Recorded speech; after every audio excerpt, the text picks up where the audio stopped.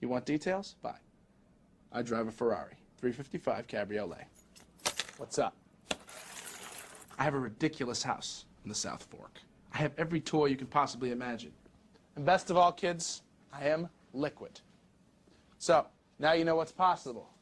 Let me tell you what's required. Life advice. It's lifeadvicerr@gmail.com. Maybe we'll have Van Pelt do a bonus one for us at the end. We'll see. We'll see if he's up for it. Okay, what's up? 6'1", 198. Days away from 26. Currently in a trying to dunk phase of lifting. All right. Well, if you're close and you're hanging on the rim, you can unleash that in you. It's in all of us. Well, not all of us, but just trying to be nice. Big fan of the show. Missed the Adnan Will Kane days. I noticed Cerruti just said.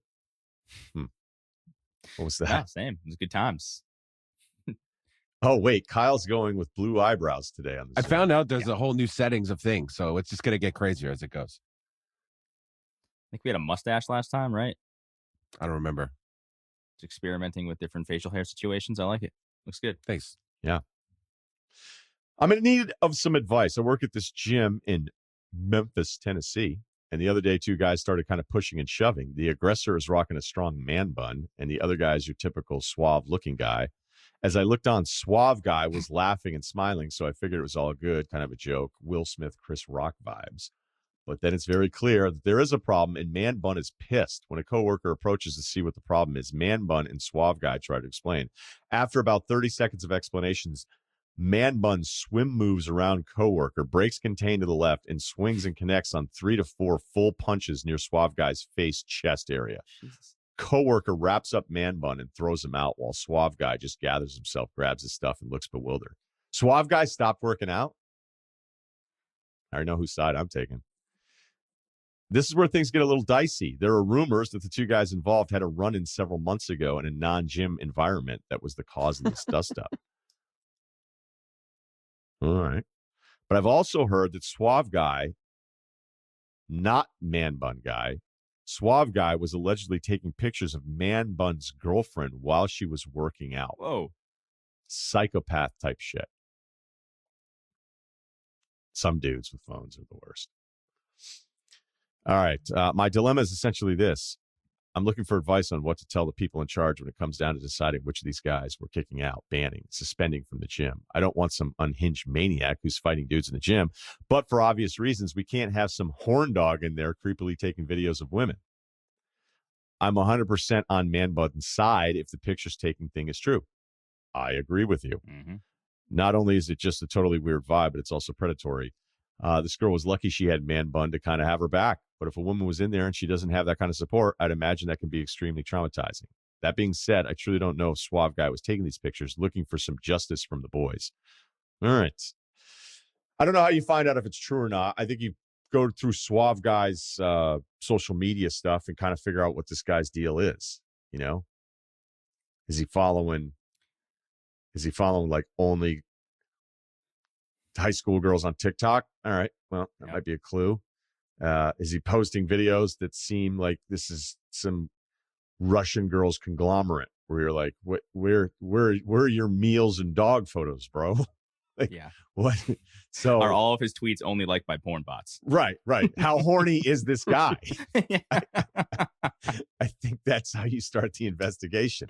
Is it out of the possibility to call up Man Bun Guy and find out what's really real? And then if he says yes, he was taking videos, and then you could call Man Bun's girl, non-Man Bun female in the scenario, and then get her side of it. The problem is from a liability standpoint, the gym as a business is probably going to go, none of that matters.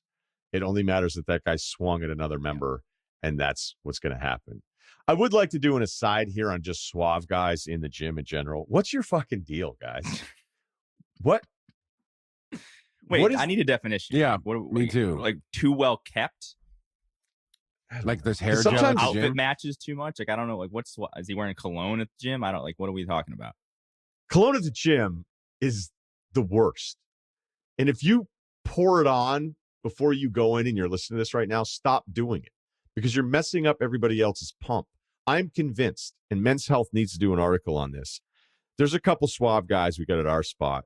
And there's one guy that when I'm going from like benched, if I'm on dumbbells or something, if he's in the area, and he seems like a nice guy, I've never talked to him, but I just know he reeks of cologne. And so if I get a good whiff on my way back to the bench with a couple dumbbells in my hands, I'm down 10 to 15% strength. Wow. Immediately.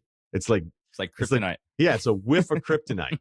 You know, this guy will be banging out like just tricep pull downs, and then it's just I get a waft of Issey Miyake, and I'm just like, oh my God, what, dude? And it wrecks me. It wrecks me. I gotta so I hold my breath when I walk past him because I know I'm gonna lose strength. And I actually did talk to one of the trainers about it. I go, have you ever noticed that when you inhale a ton of dude at the gym, that it just that next Gotta be a better way to say that. Yeah. Is that what taking it for the dudes is right there? No.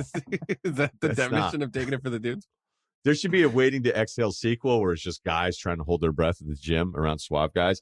But yeah, then the suave guy will like wear, like they almost want to wear the opposite of what you're supposed to wear at the gym too.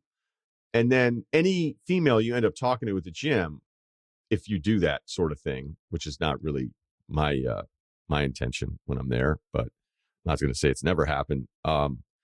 They always have a story like, oh, Tony, no offense to the Italians, I guess I can say it, but like, oh yeah, Tony, yeah, I know him, and you're like, oh, and then every female there knows him too. So yeah. I think the suave guy, he doesn't take notes. He's not afraid of 5 minutes in between sets. I just think those guys in general. So you have a real dilemma though here, because it sounds like if all of this is true, none of us like suave guy in this email, but I can't imagine a business is going to be like, no, it's totally cool that this guy gets to come back. So you're kind of jammed here, even if Man Bun had every right to punch this other dude. Yeah, I think the question is it going to be both of them, or is it just the guy who swung that's getting kicked out? And I don't know how you find out. And I'm not like I'm not trying to insinuate she's lying, but sometimes people are like, it's like, excuse me, you just dropped something. Or it's like, when you say something to a woman like that you don't know, it's like, excuse me. And he's like, I have a boyfriend. It's like, oh, I'm just trying to say you dropped your fucking book or something. Like, I don't like, and maybe it was something like, I mean, there's only so many places to look. And I guess that like, if you're holding up your phone like this, like, I guess that could be, that could be picture taking. It's so hard nowadays, especially that like, you don't need a camera to take weird pictures. Like, it's hard to decide. So I really don't know how you would find out. I guess maybe you should try to talk to the girl. I mean, because right now he's just saying he's going off a rumor, and like, what's the rumor? Like, how did you find it? It's like a lot of people are like, yeah, that guy's fucking crazy. I wish somebody would do something. Or was that just like, out of the corner of her eye, she was wondering if this guy was taking a picture of her at somewhere, I don't know. It's hard to find out, but basically I think you just have to figure out whether it's both of them or just the guy who's assaulting people. If it's he said, or he said, she said, whatever you want to do it, it's going to be tough to prove that. And you are the one that physically assaulted, or I shouldn't say you, Man Bun Guy is the one who physically assaulted somebody else. My question is this a conglomerate gym? Is it a local gym? Like, does he have any say with the owner? Because obviously if it's like an LA Fitness, there's probably rules and protocols. When it's a mom and pop shop, it's, things are a little bit more, touch and go. So I don't know, like maybe, and here's the thing too, is if word gets around that Suave Guy actually was doing this, his brand is completely ruined. He might have to find a new gym anyway. So he might be out. So both these guys might be out anyway. But I guess you'd have to first and foremost find out, are there actual pictures? And if there aren't, then Man Bun Guy's probably screwed. Yeah. And by the way, like the level of proof that you would actually need, it's not like you're going to get to see this guy's phone. He's never going to admit it. So you're never going to get the certainty that you would need to back Man Bun Guy. And by the way, Cerruti, great point, because if it's a chain, they're definitely not letting this guy stay. It doesn't matter. It's over. You punch somebody else at the gym. I swear to God, I don't know that I've ever seen anyone punch anyone else at the gym. I don't think so either. I've seen not guys even like pick up hoops at the Y. No? Oh no, I've seen. Actually, wait a minute. Not at the. That's like a different part. It's like a different part of the that's gym. Fair. Yeah, right. Guys lifting, getting chesty every now and then. It doesn't really happen as often as you might think. I've seen that part of it, but full blown punches thrown, I don't know. And then I don't think I've ever seen it. Now that I think about it, basketball, yes, I've seen guys throw punches at each other. It happens. Good luck to Man Bun Guy, though. All his life. He seems like a cool dude. Yeah, I like the emailer. I think the emailer was the coolest out of everybody. Yeah. Oh, I see what you're doing there, Cerruti. Yeah. Okay. Yeah, I was a little late on that one. It's all right. Do we do a quick? We're having some rulings being sent in here. I like the ruling ones. Let's do a ruling here. Judge Russillo. Can we get a sound effect, Kyle? A gavel? Yeah, we're on a fucking roll today. Might as well.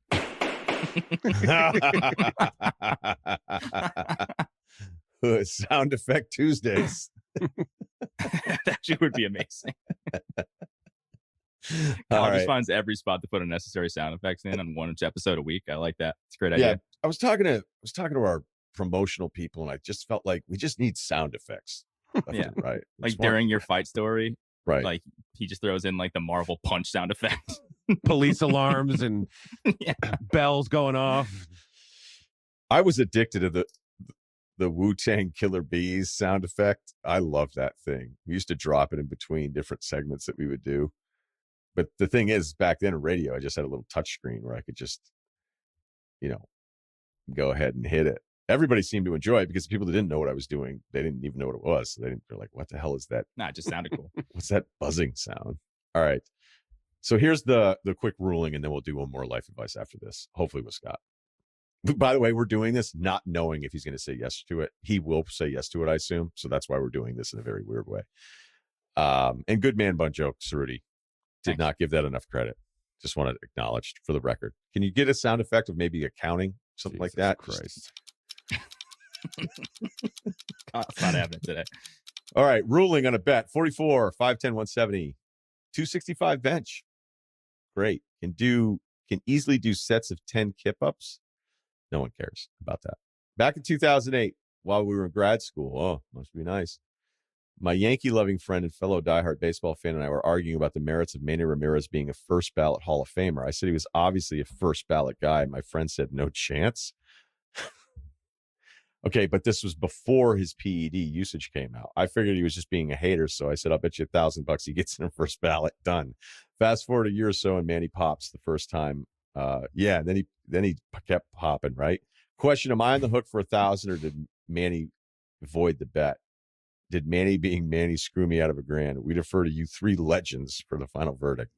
First of all, you were right. Oh, he sent in a picture with the shirt off. We're not we're not asking for this. Trust us to all future life advice emailers. You look great, man. This guy looks really good. He's got some wild art going on. That's some I don't know what the hell that tattoo is. Is it a dragon? Is the nipple an eye? I don't know. It's pretty intense. Oh, but again, just for the record, the podcast position is we are not asking for people to send in pictures of themselves with their shirt off. I think you're out $1,000, and it sucks because you were right. He's one of the greatest hitters that we've ever seen, first of all. So we could get into Hall of Fame voting being a little weird and guys not making the cut. Manny was that dude. I mean, he was unbelievable. And he had the playoff resume with it too. So I think you would have won, but you didn't put any qualifiers in there. And now he's definitely not going to be first ballot. So yeah, I think you're at $1,000, which sucks because your friend was wrong. But sometimes life happens. I kind of feel like if your buddy actually asked for the $1,000 in that situation, he's not actually your buddy though. So maybe you realize who your real friends are. I just say quiet up about it, see what the fuck happens. Yes, there you go. Don't bring any attention. Just hush up about it. Yeah, don't send yourself an invoice. Okay, Van Pelt's going to stick around for one life advice here because it is golf related. Here we go. 5'10", 169, strictly cardio. We have a friend, we'll call him Connor. Feel free to, it's fake name. All right. He's adamant that he could beat Gary Player in golf. And seeing Player as an honorary starter at the Masters rekindled this ongoing debate. Connor's 30, a shaky 8 handicap.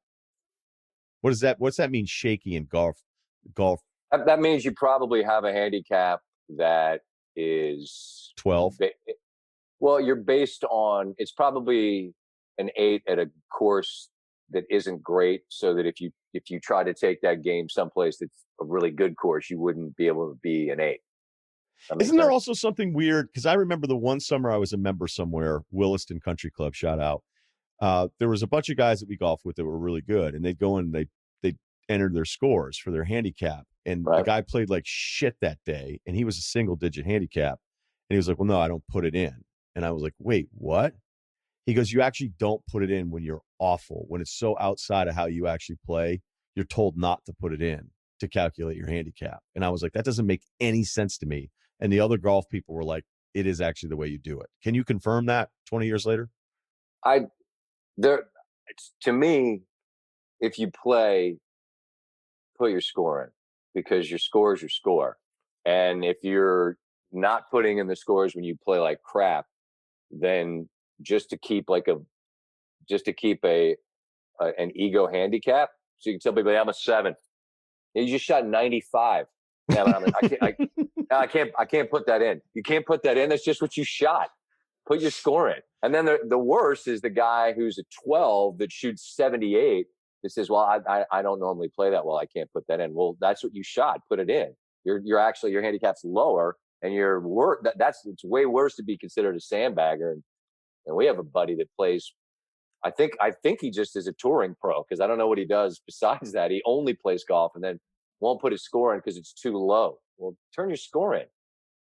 Because he's always trying to get strokes from guys. Yeah, come on. Don't be a handicap bozo. Put your number in. Just as an aside, yep, I want to let the audience know we want 0 follow-up emails on handicap debates. Yeah. We appreciate you listening. We're going to read 0 of those ever. So just a heads up. But this isn't about handicap. This is about a guy who says he can beat Gary Player. Right. Because Gary's 86. A shaky 8 at the old home course. Winner rules. He says he has his good days, but he's just as likely to shoot in the 90s as he is in the low 80s. Gary Player, winner of 9 major championships, might be 86 years old, but is often considered to be in incredibly great shape, if not only for someone his age, but in general. Yes, this is understood. He came by to visit us. He talked about crunches, and he was not afraid to say that old Gary Player is, I don't think he said freak in the sheets, but he's not afraid of talking about sex with guys. Hey, now, Gary and I have never talked about that, but he did once. A little youngster came up to Gary and said something, hey, I want to be like you. And he said, you want to be a champion, son? And he said, yes. And he said, you're a champion eater. You're fat. So he said to a little guy, that's not cool anymore, but I laughed well, at that. I mean, right. I'm just saying what he said, because he's very passionate about fitness, and he's upset if you're not someone who takes fitness seriously. No, he said something to me. He's like, you're big, Ryan, but you're not fit. He got down to put the ball in this year to hit the first the ceremonial tee shot, and somebody asked about, are you going to do a push-up? He said, I did 10 push-ups before you were awake. He would crush this guy, because he would just get in his head. He would get in his head and start talking about fitness, and then he's won 9 majors. I had this argument with Booger McFarland all the time, because Booger's a passionate player. He's like, that man is 137 years old. He can't beat me. I get it. And Booger's a good player, but it's the same argument. He's won 9 majors. He's not going to shoot 72, but he's not going to shoot 90. And shaky 8 shaky 8 Connor, that's a possibility. And now he's freaked out because he's playing against Gary Player, who's heckling him because he doesn't, you're about everything. Well, let's get more on Connor, because this is good. This all plays into it. So we're sent a link here from his routine. We already know 1,000 mixed crunches. We're aware of all this stuff. So we're sharing for everybody else as well. So back to Connor, shaky 8. The emailer says that Connor's fitness is average at best, consisting of weekly golf from spring to fall, always riding in a cart, and weekly church league basketball 12 weeks out of the year. Connor's argument is that given Gary Player's advanced age, if they played an 18-hole match from the back tees and they had to walk, that his younger age is too much of an advantage for Player to overcome. Our argument is that Connor, who doesn't hit the ball farther than an average 8 handicap, would lose in embarrassing fashion, because Player would hit every ball in the fairway, make all of his putts, as members of the World Golf Hall of Fame are known to do. Lastly, one of Gary Player's sponsors is Golf Saudi, and I don't know if Connor wants to go, all right, wait a minute. Yeah, we're not even sure we want to read the rest of that line here on the email. So I think I already know where you're going with this one, but he thinks he's going to be able to outwalk this 86-year-old guy who is a fucking human hummingbird. Gary Player could walk from Los Angeles to San Diego and back and skip rope the entire way down there. And he wouldn't be sweating so much. He'd look like he'd be glazed just in a glorious sort of as hummingbirds would be. He's fit. He's a major champion player. He's just mentally wired to beat Connor. I mean, he played Jack Nicklaus. He stared down Arnold Palmer. I get that it was a long time ago, but he's not in the business of waking up and losing to Connor in your church league basketball fitness. It's just not happening. I don't think much more needs to be said. The end. It's over. All right. Last thing. How close are you to a new hobby? I'm open for suggestions. What would you suggest? Something that's not dangerous. Yeah. You're not a danger guy, right? I mean, I'm old and could get hurt. What about a boating license? A what? Like a boating license. Get a boat. You're doing all right. Nobody wants a boat. I don't need a boat. You need a friend with a boat so you can say, hey, let's go out on your boat. I don't want a boat. I can deal with all that hassle. I got time for that. What about spelunking? See, I'm very frightened about close spaces. I've never shared this with you, Ryan, but one of my great fears would be that I died in a cave in a very tight space, just thinking, God, I wish I could get out of this. Isn't spelunking where you like go looking around in caves and such? I don't think they always have to be coffin-shaped caves, but there's probably some dicey moments. When I was a pledge, they made us do that. No, sir. It was awful. It was bad. Subterranean exploration? No, thank you. No, we had to go through this cave. They sent us all through, 20 of us at the same time. Granted, all 20 of us were really cool. It wasn't like a large bid class. They weren't trying to like make money for nationals or anything. And they like it wasn't. How many just are like, you still friends with today? How many are you friends with? Oh, you know what's crazy is a lot of them. Okay, good. It's still got a group text talking about that crazy spelunking story that Russillo told. Yeah, there's like 3 guys that bring it to politics all the time, and the other 15 just tell them to fuck off. That's pretty much what it is. Good. But let's keep it to the topics that we keep us happy. Straight and narrow. I joke with some of them. I'm like, this is where I come from news. This is where I come for news 3 days ago. Yeah, there you go. Because they are like, yeah, but you're on social media every day. I'm like, well, I have to be for work, but like, you guys will share something and be like, you know what I want to do? Like, you hear about this Chinese lab theory? I'll be like, yeah, we did. A bunch of us did. Yeah, I'm all set. Here's what I wanted. Here's what I aspire to do between now and the next time we do this. The next time that we do this, and you ask me what's my hobby, I want to have it. I want to have one. Okay, done. I love this. Hold on, I'm not kidding. Right next to my note where I have my 7 teams that I crushed you in that draft on, I'm just going to write hobby. That's vague, right? Like, it doesn't need to be. It doesn't need to be a physical fitness hobby. It could be any kind of hobby, right? Yeah. The best part is the beginning when you buy the stuff for it. Hobby. All right. I'm gonna put that right here on the front of my computer, and it'll be staring at me in the face, and it'll be my reminder that I need to do something. How about getting a bucket with my youngster and going down to the beach and just building castles with my son? Now I'm jealous, but you know what? Is when I look at some place in Montana and I go, what are you going to do? Find a place you're going to be by yourself even more?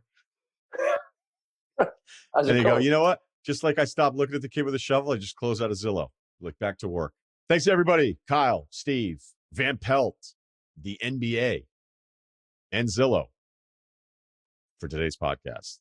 We have a huge event coming up Thursday. McShay and Daniel Jeremiah are both going to be on the pod at the same time talking NFL draft. So it's going to be awesome.